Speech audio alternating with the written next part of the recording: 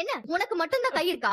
எனக்கும் இருக்கு. நான் நெரிச்சாலும் கழுத்து நெரியும். இந்த மிரட்டுறது, பொண்ணுடுவேன்னு பூச்சாண்டி காட்டுறது, இந்த வேலையெல்லாம் என்கிட்ட வேண்டாம்.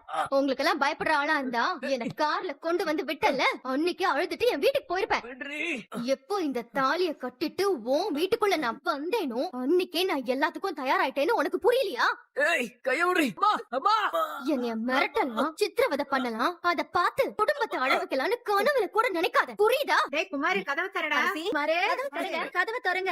என்னடா என்ன ஆச்சு? என்ன ஆச்சு? என்னடா அம்மாச்சி, என்னடா பண்ணிட்டு இருக்க? இதுக்குதான் நீ இவ்வளவு கல்யாணம் பண்ணி கூட்டிட்டு வந்தியாடா? எதுக்குடா இந்த புள்ளைய போட்டு இப்படி சித்திரவதை பண்ணிக்கிட்டு இருக்க? மனுஷனாடா நீ? வெக்கமா இல்ல உனக்கு?